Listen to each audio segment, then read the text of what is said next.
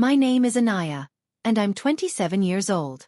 If you had told me a year ago that my older sister would betray me in the cruelest way imaginable, I wouldn't have believed it. We were inseparable growing up. Me, the quiet bookworm, and her, the confident, bold one. But when our parents died suddenly in a car accident last year, everything changed. And by everything, I mean the very foundation of what I believed family meant. Our childhood home was a modest but beautiful house in Lahore's model town. A 2-story red brick house with ivy creeping up the sides, a garden my mother had tended with love, and the creaky wooden swing Dad installed himself when we were kids. That house held our memories. Birthdays, Eids, power outages where we'd sit by candlelight and tell ghost stories. It was the soul of our family. And after our parents passed, I assumed we would honor their wishes together. Share everything equally. But I was wrong. It all started at the lawyer's office. The day was sweltering, and I remember clutching my dupatta tightly, trying to remain composed as I sat beside my sister, Zoya, who is 32 and works in real estate.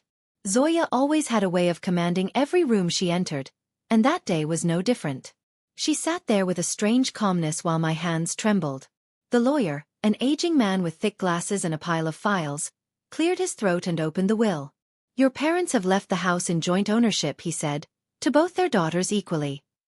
I sighed in relief, tears stinging my eyes. Zoya only nodded. But what came next knocked the wind out of me. A week later, I came home from my teaching job to find that the locks on the house had been changed. Confused and panicked, I called Zoya, who coolly informed me over the phone, "I've decided to move in. You weren't even living there regularly. It makes sense for me to have it." I couldn't believe what I was hearing. "But we both own it," I said. "Yes," she replied. "But you don't even know how to manage a property. Let's not drag this into drama. It's better for everyone this way." That was the beginning of the storm. I tried to be civil.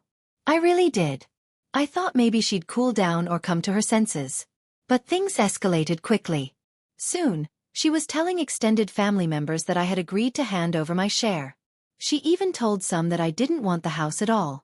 Relatives started looking at me with disappointment, like I had abandoned my inheritance. My cousins whispered behind my back. My own Kala told me, "Anaya, Zoya has always been the responsible one. Maybe it's better this way." I felt invisible in my own family. I was mourning my parents and now losing the one place that still held their presence. I visited the house one evening when Zoya wasn't home, hoping to just sit in the garden. But the guard she had hired didn't even let me in. "You're not allowed on the premises," he said bluntly. That's when the reality hit me. I had been erased. My sister had taken over our parents' house, rewritten the narrative, and cast me out of the very memories we built together.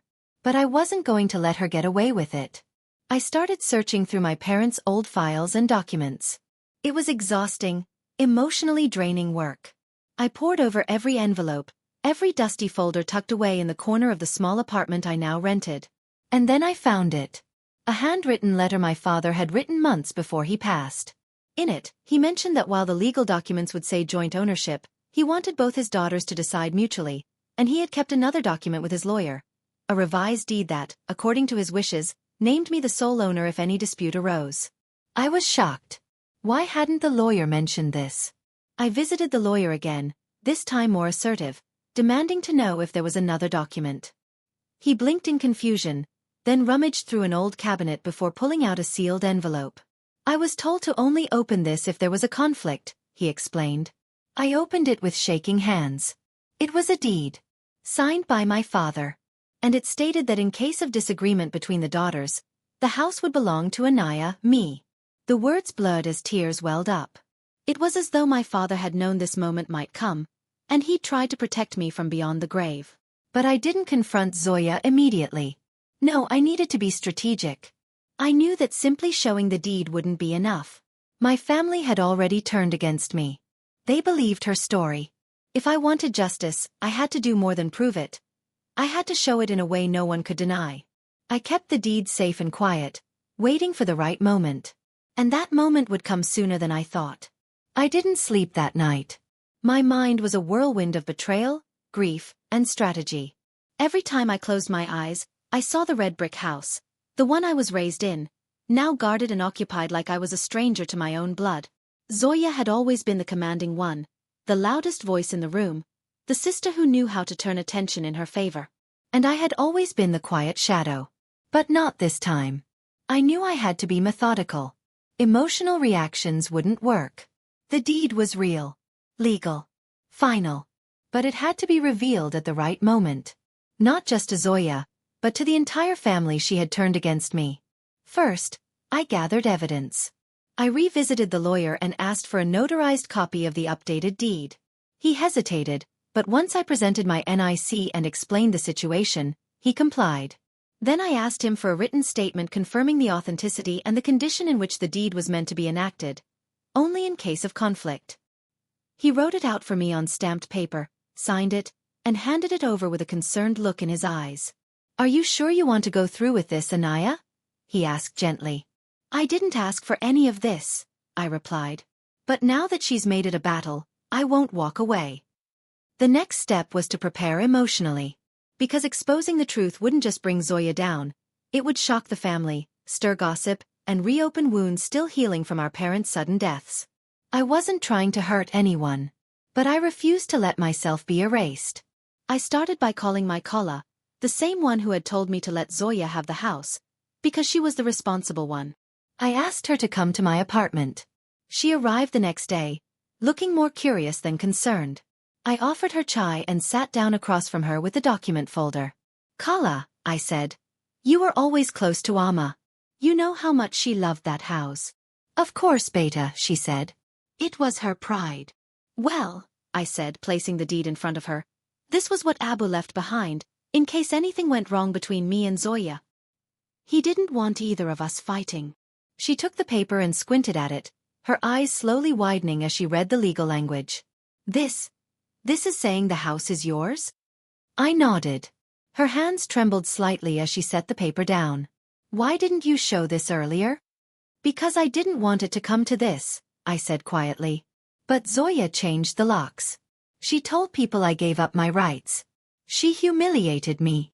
Kala looked genuinely remorseful. "Beta, we didn't know. She said you were living far away, that you weren't interested, that you signed something." I shook my head. "I signed nothing. And now everyone thinks I abandoned my parents' legacy." She leaned back, visibly shaken. "You need to show this to everyone." And that was the spark I needed. That weekend, Zoya arranged a small family gathering at the house. She called it a remembrance dinner for our parents. Everyone was invited. Everyone but me. I found out through my cousin Hina, who innocently mentioned it during a phone call. "She didn't tell you?" Hina asked, confused. "Everyone's going to be there. She said you might be too emotional." "Too emotional?" It was my parents' house too. My loss too. That's when I knew. This would be the moment. I printed several copies of the deed and the lawyer's statement. I dressed in a simple white shalwar kameez, dignified but understated. I didn't want to make a scene. I just wanted to be heard. When I arrived at the house, a few heads turned. Some in surprise, some in discomfort. Zoya was standing in the garden, wearing an elegant sari and holding a tray of drinks like she owned the world. When she saw me, her smile vanished. "Anaya," she said, walking over. "What are you doing here?" "I came to remember our parents. And to set the record straight." She tried to block my path, but I walked past her into the garden where the rest of the family sat. A hush fell as I stood before them. "I know many of you think I gave up my rights to this house. That I've been absent by choice. That I let Zoya take over." I began, my voice clear. "But none of that is true." I held up the original deed and the lawyer's signed letter. Before he died, Abu left behind an addendum. If there was ever conflict between his daughters, the house would go solely to me. It's legally binding. And notarized. Gasps and murmurs rippled through the crowd. Someone stood to take a closer look. Others whispered among themselves. Zoya's face was red. "Anaya, stop this. You're ruining the evening." "No," I said, turning to her. "You ruined everything the moment you changed the locks and lied about me. I tried to be civil. But you took advantage of my silence." She was speechless. For once in her life, she had no clever response. I turned to the family again. I didn't want to fight. I still don't. But I won't be treated like a stranger in my own family. Then I quietly handed out the copies of the documents and walked out. That moment changed everything. I wasn't just the quiet sister anymore. I was the one who had the truth. The silence that followed my dramatic exit from the garden that evening was both deafening and revealing. I had finally stepped out of the shadow of my sister's manipulation, and now the truth fluttered in the hands of every relative seated there, on stamped paper, black and white, undeniable. But I also knew this was just the beginning. Zoya wouldn't surrender quietly. The next morning, my phone lit up with missed calls. Kala, Hina, even a few uncles who hadn't spoken to me in years. But Zoya? Nothing. No message. No apology. No storming into my apartment with screaming accusations. That made me nervous. Silence, in Zoya's world, was never good. By noon, I received a call from Kala. She hasn't said a word to anyone, she whispered. Just left the dinner early. Locked herself in the house.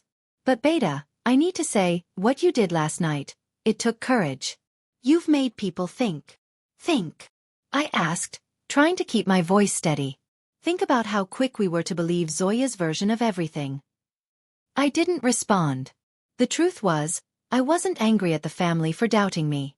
I had given them no reason not to. I had disappeared after Amma's funeral, while Zoya hosted guests, arranged the finances, and stood like a pillar of strength. She did what I couldn't. But that didn't give her the right to erase me. Later that evening, I received a message from an unknown number. It was a single line. So now you want a war? I knew instantly it was Zoya. She wasn't going to argue. She wasn't going to beg. She was going to retaliate. The next day, a legal notice arrived at my apartment. It was from her lawyer. The letter claimed that I had manipulated our father's mental state before his passing, coerced him into changing the deed, and now was publicly defaming my sister's character by distributing unauthenticated legal documents. I sat frozen, the paper trembling in my hands. She was accusing me of elder abuse. Of forgery. I rushed back to our family lawyer, Mr. Salman. He read the letter and sighed deeply. She's serious, he said. She's trying to prove that your father wasn't of sound mind when he wrote this. But you were there, I protested. You drafted the paper. You spoke to him. You knew he was lucid. And I'll testify to that, he said firmly. But this will go to court. And family court cases, especially involving property disputes, can drag for years. My heart sank. I had wanted to protect my rights, not get sucked into a legal war.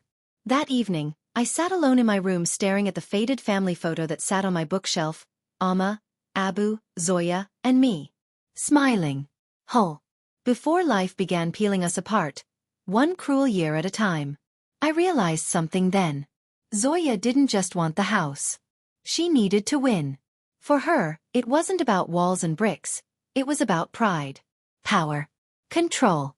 She was fighting not because she loved the home, but because she couldn't handle losing it to me. The next day, I made a decision. I wouldn't let this case become a never-ending war. I would fight, but smartly, calmly, strategically. I visited my father's old accountant, someone who handled his property files and tax documents. If there was any proof that my father knew what he was doing when he signed the updated deed, it would be with him. To my relief, the accountant confirmed that my father had visited just days before signing the deed and had asked for updated property valuations. He told me he wanted to make sure things were equal but fair between the daughters, the accountant recalled. That line echoed in my head. Equal but fair. He knew Zoya already had a successful business and several assets in her name. I, on the other hand, had always struggled. Maybe the house was his way of balancing the scales, not punishing Zoya. I asked the accountant to write a sworn statement of what he remembered. He agreed. One more piece for my case. Then I reached out to a therapist, someone Abu had seen in the months following Amma's death. I knew he had been grieving, but not losing his mind. If anyone could verify his mental clarity during that period, it was her. After a long conversation, the therapist hesitantly agreed to provide a written summary of their last few sessions, detailing that while he was emotionally strained, he had no signs of dementia or delusional thinking. I collected all these documents and handed them over to Mr. Salman. Impressive, he said. You're building a solid defense. It's not just about winning, I replied. It's about protecting what Abu trusted me with. As news of the legal battle began to spread in the family, something unexpected happened. My cousin Asma, who had once posted celebratory selfies from the housewarming Zoya threw, messaged me privately. I know what she did, Asma wrote. She told me you didn't care about the house. But the way she rushed to redecorate everything right after the funerals, it felt wrong. Like she was erasing them. More and more messages like that followed. I always wondered why you weren't at the gatherings. She said you moved to Karachi and cut ties. I feel guilty for not asking your side. For the first time, I realized the family hadn't abandoned me. They had been fed a perfectly constructed narrative. One that made Zoya the grieving hero and me the selfish runaway. Now the cracks were showing. But I knew Zoya wouldn't stop here. She had more moves up her sleeve. She always did. And I would be ready. The court summons arrived a week later. Official, cold, and impersonal. A date had been set for the preliminary hearing. Zoya wasn't bluffing. She was going to drag this battle into the courtroom, under fluorescent lights and echoing marble halls, far away from the family garden where the real war had started. And somehow, that made it feel even colder. I remember sitting on the bench outside the courtroom on the first day of the hearing, my hands clenched tightly around my bag. I had dressed modestly, no makeup, no flash. I didn't want to appear arrogant or confrontational. I wanted to be seen for what I was. A daughter, a sister, a woman simply defending what was hers. Zoya arrived 20 minutes late, flanked by a well-dressed lawyer and a face that radiated icy confidence. Her eyes locked with mine only briefly, but the silence in that glance said everything. This isn't over and I'm not afraid of you. Inside the courtroom, our lawyers began with formalities, while I sat numbly behind Mr. Salman. I didn't look at Zoya. I didn't want to give her the satisfaction of my discomfort. The judge skimmed through the case summary, flipping through the deed, the legal notices, and the psychologist's letter. This appears to be a civil dispute concerning inheritance rights, he said finally. Let's proceed to evidence submission and mediation attempts. Mediation. That word lingered in the room. The judge ordered a mandatory mediation session between us before the case proceeded any further. Maybe he saw something in our file that made him think this could be resolved with conversation. If only he knew who he was dealing with. A week later, Zoya and I sat across from each other in a neutral office space with a government-assigned mediator. It was the first time we'd spoken directly since I revealed the deed. You had every chance to be part of this family, Zoya said, barely containing her fury. You disappeared. I was the one who stayed. I took care of everything. I was grieving, Zoya, I replied quietly. And you locked me out. You changed the locks before we'd even finished mourning. She leaned forward, her voice trembling. Because you ran like always. When Amma died, you went into hiding. You didn't answer calls. You didn't help with the arrangements. I had to make decisions. Yes. And one of those decisions was pretending I didn't exist, I snapped. Telling people I gave up my claim. That the house belonged to you now. You left me no choice, she whispered. Do you know how hard it was for me to keep it all together while you vanished? The mediator cleared his throat, sensing the heat building. Let's refocus, he said. Miss Alina, what outcome are you seeking? I want the deed honored, I said. That's it. The house is mine legally. I didn't ask for anything else. Zoya's face twisted slightly, her eyes blinking rapidly. For a second, I saw something break in her. I never wanted to take what was yours, she said, almost in a whisper. I needed something to feel stable after they died. I needed the house. Her words hung in the air. For a brief moment, the wall between us softened. But then her lawyer, sitting beside her, leaned in and whispered something. Zoya straightened her back and looked away. She's not agreeing to anything, her lawyer announced. We'll take it to trial. Just like that, the moment was gone. Outside the mediation office, Zoya walked past me without a word. But before stepping into her car, she paused, turned her head slightly and said, You may have the paper, Alina. But I had the house first. Don't forget that. I didn't respond. I was done trading venom. The courtroom would be our battlefield now, and I was going to fight with facts, not bitterness. In the following weeks, I immersed myself in case preparation. Mr. Salmon helped me organize every detail. The timeline of my father's health, his psychologist's reports, the accountant's testimony, and even old emails my father had sent me where he discussed wanting me to finally have something of my own. I had to relive every painful memory. Each document I filed was a reminder of how fractured our family had become. But it also revealed something deeper. A pattern. Zoya had always claimed space that didn't belong to her. Whether it was praise, attention, or now, inheritance. And no one had ever questioned her because she made herself indispensable. She knew how to fill gaps people didn't even realize existed. But I wasn't the same girl who used to shrink under her gaze. On the day of our second hearing, I arrived early. I stood by the window of the courthouse hallway, watching the morning sun cut through the dust in golden beams. Something in me shifted. This wasn't just about a house anymore. This was about dignity, identity, closure. Zoya arrived shortly after, and for once, her steps weren't so steady. Maybe the weight of the lies was finally pressing down. Or maybe she knew that no matter what story she spun, this time the evidence wasn't on her side.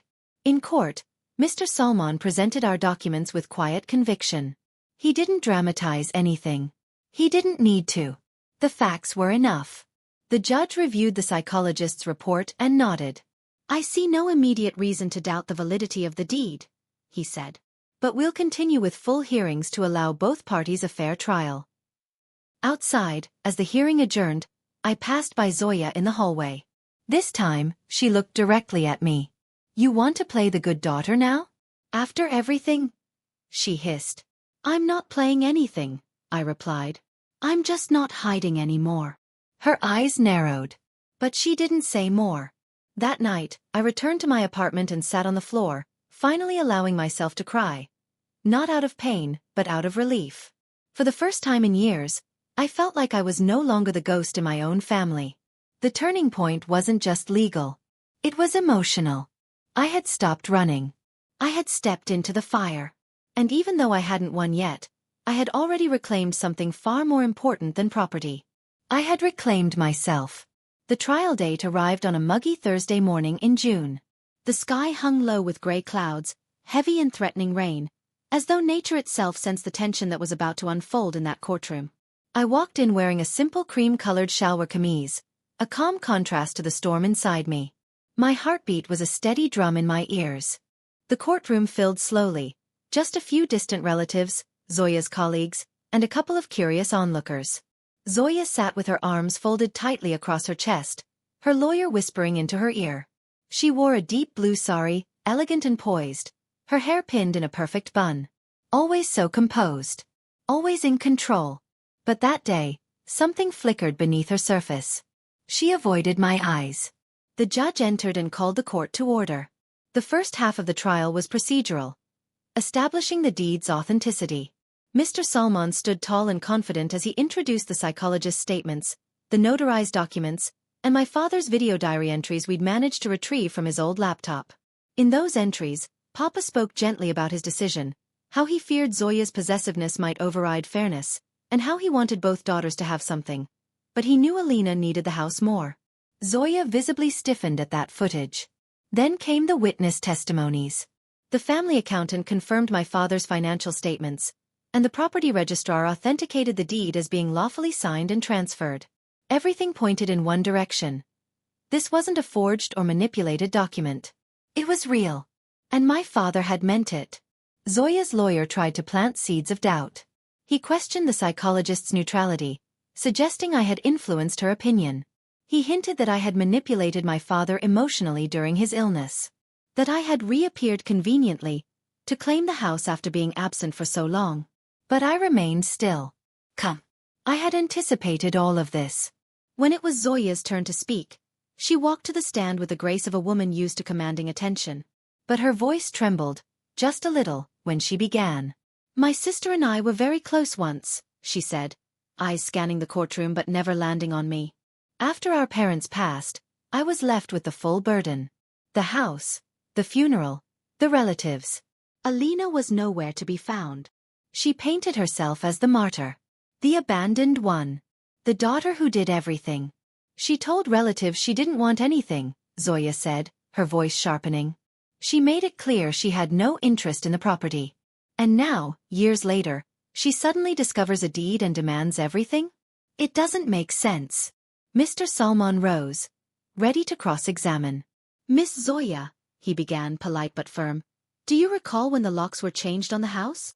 Zoya hesitated. Soon after the funeral. Before the will was read? Yes. Well, there was no formal will. Just that deed. So you changed the locks before confirming legal ownership? She shifted. It was for security. And did you inform Alina about this change? No, but she wasn't around. That's not the question. Did you inform her? No. The judge took notes quietly. Then came the defining moment. Mr. Salmon pulled out a series of voice notes, audio recordings between Zoya and a family friend, where she admitted she'd found the deed months ago but chose not to disclose it, thinking it would cause problems. Zoya's face turned pale. I was trying to protect the family, she argued, her voice rising. We were already fractured. But hiding a legal document, Mr. Salmon pressed, from your own sister, who was an equal heir, that was a choice you made. Not out of protection, but possession. Silence fell over the courtroom. Even her lawyer looked briefly shaken. I didn't gloat. I didn't smile. I just sat there, hands in my lap, eyes on the floor, heart racing. I wasn't here to win points. I was here for justice. For truth. The judge announced a brief recess. I stepped outside into the corridor, the air suddenly too thick to breathe. I leaned against the cool wall, trying to slow my pulse. That recording. I hadn't known it would hit so hard. Hearing Zoya's voice admit to hiding the deed made everything real. It wasn't paranoia. It wasn't old resentment. It was betrayal, plain and simple. She knew. She had known all along. I turned and saw Zoya come out behind me. She looked exhausted. Her posture was less rigid now, her shoulders slumped slightly under the weight of being caught. I didn't think it would go this far, she murmured. I looked at her, truly looked at her, for the first time in months. She didn't look like the enemy. She looked like a woman unraveling. I didn't want to hurt you, she added. But I felt like everything was being taken from me. First Papa. Then Amma. Then you. Her voice broke. And that house. It was the last thing I had left. I didn't say anything. Because what do you say when someone confesses to robbing you out of grief? I miss you, Alina, she whispered, tears forming. I miss having a sister. The bell rang, calling us back into the courtroom. I walked past her without a word, not out of cruelty, but because forgiveness, like justice, would have to wait its turn. As we returned inside, I felt the tide had shifted. The judge saw through the cracks. The evidence was clear. This wasn't just about a building with 4 walls and a garden. This was about right and wrong. About truth. And now the truth had a voice. The final day of the trial began with a strange calm in the courtroom. No murmurs from the gallery, no rustling papers, just a thick, tense silence that wrapped around everyone like a fog. I arrived early, holding the last piece of evidence Mr. Salmon insisted could seal everything. My father's handwritten note tucked deep in an old envelope, discovered in one of his poetry books I had taken with me after the funeral. It wasn't a legal document, but it was personal. His heart spilled on paper. The judge arrived promptly, adjusted his glasses, and went over the final proceedings. We will now hear closing statements, he announced. Then I will make my ruling. Zoya's lawyer went first. He tried one last time to steer the narrative back toward emotion. My client, Your Honor, is not a thief. She is a daughter who was left behind to carry the emotional weight of an entire household. She may have made mistakes, but her intentions were never malicious. Can we truly punish someone for being overwhelmed? For acting out of grief. Zoya dabbed her eyes delicately. A performance, maybe or maybe not. But her lawyer had missed something crucial. This case wasn't about intentions anymore. It was about actions. Mr. Salmon stood, slowly and confidently. Your Honor, he began, voice steady and respectful. This case has never been about emotional neglect. It has been about a legal and moral breach. Alina Siddiqui was written into the deed of her father's property, officially and clearly. That deed was concealed. Intentionally. And her rightful inheritance was claimed under false pretenses. He turned to the judge directly. I will now submit a handwritten letter from the deceased, Mr. Shabazz Siddiqui, found in a personal journal. It was not meant as a legal addendum, but I believe it gives us insight into his final wishes. The judge took the letter, read it silently for a full minute. The courtroom was still. Then, unexpectedly, the judge asked, "Would you mind if this letter is read aloud into record?" My heart thudded. I nodded. Mr. Salman approached the podium and began reading. "I wasn't sure you'd come," I replied. She stepped inside, and for the first few minutes, we walked through the house like strangers. Two people who had grown up in the same place but now had years of silence between them. She went straight to the study and picked up one of Papa's books. "This was his favorite," she whispered. "The poetry one. The one he never let anyone borrow. He wrote about us in it," I said. She looked up. I handed her the journal and pointed to the page. As she read his words, "flame and wind," her eyes welled up. "You always thought he loved me more," I said quietly. "And I thought the same about you." We stood there for a moment, two sisters finally facing the truth neither of us had dared say out loud. "I didn't try to steal the house, Alina," she said softly. "I just didn't want to feel like I lost everything." "I know," I said. "I was so angry when he gave it to you," she continued. "But now I see, he didn't give me less. He gave you what you needed most." I nodded. "And now I have it. But that doesn't mean you're not welcome here." She laughed lightly through her tears. "We sound like two characters in one of his stories." "Maybe we are," I said. "But I think it's time we write our own ending." Zoya sat down on the old swing in the yard, and I brought out 2 cups of chai. We sat like that for over an hour, sipping slowly, not needing to say much more. That night didn't fix everything. Years of distance don't heal in a day. But something shifted. The anger, the resentment, the sense of betrayal, it no longer sat between us like a wall. Instead, there was something else. An understanding. A possibility. As the stars came out and the swing creaked beneath us, I realized the house had finally become what Papa always wanted it to be. Not a trophy. Not a battlefield. A home. A month passed. The house, once filled with shadows of grief and rivalry, began to breathe again. It wasn't sudden, it was slow, like dawn easing in after a long stormy night. Zoya started visiting on weekends. At first, just to pick up things she'd left behind. Her books, her framed certificates, Papa's old record player. But each visit stretched a little longer. Sometimes we had tea. Sometimes dinner. Once, she brought over a box of mangoes from the market, just like Papa used to do at the start of every June. "I didn't know you still liked them," she said that day, setting them down on the kitchen counter. "I never stopped," I replied. We didn't talk about the court case. Or the argument. Or the years of silence between us. We didn't need to. There was healing in the quiet, in the shared cooking, in the old Bollywood songs playing faintly in the background as we cleaned the house together. One Sunday afternoon, as we sat folding laundry, she looked up from a pair of Papa's old shawls. "You're really making this place come alive again." "I'm trying to," I said, smiling. She folded the shawl carefully and placed it back in the cedar chest. "You know, I used to resent this house so much. Not because it was yours, but because I thought it meant I didn't matter." Her words sank deep. "You always mattered, Zoya," I said. "To Papa. To me. We just got lost in proving ourselves." "I think we both did," she admitted. There was no ceremony to our reconciliation. No grand apology or dramatic moment.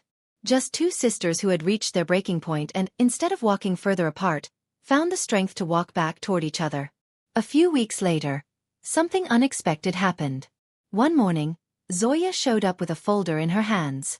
I was in the garden, trimming back the overgrown rose bush when she walked up. "Hey," she said. "You have a minute?" "Always," I said, wiping my hands on my kurta. She handed me the folder. "I've been thinking about this house, and everything it represents." I opened the folder slowly. Inside was a legal document, an addendum to the will, signed by her. She was officially renouncing any further claim to the house or its assets. "You don't have to do this," I said, stunned. "I want to," she replied. "Not because I lost in court, but because I want you to have it, truly without shadows." I stared at the page, overcome with emotion. Zoya. She held up a hand, stopping me. Let me finish. She sat on the garden bench, facing the sunlight. I've been looking at apartments in the city. It's time I started fresh. Somewhere that doesn't hold so many memories, both good and bad. You don't have to leave, I said quickly. We could share. I don't want to stay because I feel guilty, she said firmly. And I don't want to leave because I'm angry. I want to go because I'm finally ready to live a life that isn't shaped by the past. Her voice didn't shake. She wasn't being emotional. Just honest. Papa would be proud of you, I said softly. I think he'd be proud of both of us, she replied. The following week, we hosted a small prayer gathering at the house. Something Papa had always wanted us to do every year on his birthday. We cleaned every corner, lit candles, and hung fairy lights in the garden. Relatives came. Neighbors dropped by. The house buzzed with life. After the prayers, I stood beside Zoya under the old neem tree and raised a toast. Not with wine, but with mango juice, just like Papa used to do. To memories, I said. To forgiveness. And to building forward. Zoya clinked her glass with mine. And to sisters who finally stopped fighting over walls and started rebuilding bridges. The crowd clapped lightly. Someone played an old ghazal on the harmonium. And the night flowed with gentle laughter and calm. Later, after everyone left, Zoya and I sat in the garden again. The house was glowing from inside, warm and welcoming. You made it a home again, she said, looking around. We both did, I replied. That night, as I turned off the lights and walked up the stairs, I felt something lift from my chest. Something that had been sitting there for years, the need to prove myself worthy. Worthy of Papa's love. Worthy of the house. Worthy of being seen. But now, I no longer needed validation. I had chosen the hard path. I had stood up when it mattered, fought for what was right, and still left room for grace. And in doing so, I hadn't just reclaimed a home. I had reclaimed a sister, a sense of peace, and the girl I used to be before the fight over bricks and boundaries had changed me. Resolution didn't mean forgetting the pain. It meant walking through it, hand in hand, toward something whole. Life has a way of throwing us into conflicts we never imagined we'd face, especially with the people we love the most. In my case, it wasn't a stranger who wronged me. It wasn't a corporate fight or a public scandal. It was my own sister, the girl who shared my childhood bedroom, who helped me sneak sweets into our room during exam nights, and who once swore she'd never leave my side. We both broke that promise somewhere along the way. But the biggest lesson I learned through this painful chapter of my life wasn't just about legal rights or property deeds. It was about something much deeper. The power of standing your ground without losing your heart. When Papa passed away, I expected grief. What I didn't expect was betrayal. I didn't expect Zoya, my sister, to lock me out of the house I had cared for during Papa's final days. I didn't expect her to twist reality to fit her ambition, to rally the extended family against me, or to say the words she did that night over dinner. Words that still sting when I remember them. But what hurt more than her actions was the realization that we had stopped seeing each other as sisters. We had become opponents. Two people trying to win something neither of us truly understood. The family house was never about bricks, cement, or inheritance. It was about legacy. Papa didn't just leave behind a structure. He left behind values. Discipline. Sacrifice. Honor. A belief in fairness and kindness. And somewhere in the heat of our conflict, I remembered that. I could have stooped to her level. I could have forged a story, painted myself as the helpless daughter who deserved pity. But instead, I chose the longer route. The painful, lonely one. I gathered proof, I stayed quiet when they mocked me, and I didn't let anger cloud my judgment. It wasn't easy. There were nights I cried myself to sleep, questioning if fighting for the house even mattered. I had a job, I could rent a place. Why not just walk away? But walking away would have meant letting someone else define my worth.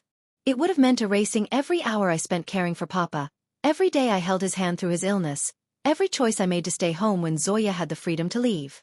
You don't fight for things because they're comfortable. You fight because they mean something. And I fought not to win, but to honor Papa. To honor myself. But here's the part they don't tell you about fighting for what's right. Even if you win, you don't feel victorious until forgiveness enters the room. Zoya and I lost years we'll never get back. But we also found something far more powerful than winning. We found the courage to rebuild. And that rebuilding didn't come from the court's judgment. It came from two broken people realizing that they were stronger together than apart. I've come to believe that family isn't just a bond of blood.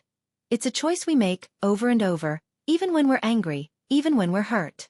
Especially then. Zoya chose to come back. I chose to forgive. And we both chose to remember Papa not as a man whose daughters fought over his belongings, but as a man who raised women capable of healing. So if you're reading this, and you're going through something similar, maybe not a house, but a fight with someone you love, know this. Winning is not always the goal. Peace is. There is no greater peace than knowing you did what was right, even when no one clapped for you, even when the world doubted you. There is no deeper satisfaction than looking someone in the eye, someone who hurt you, and saying, I forgive you, not because you asked, but because I'm ready to be free. Letting go is not weakness. It's not defeat. Letting go is power. The power to start again, to redefine love, to return home, not just to a building, but to yourself. I still live in that house. The walls carry echoes of the past. Some painful, some warm. But more than anything they carry hope. Hope that people can change. Hope that families can heal.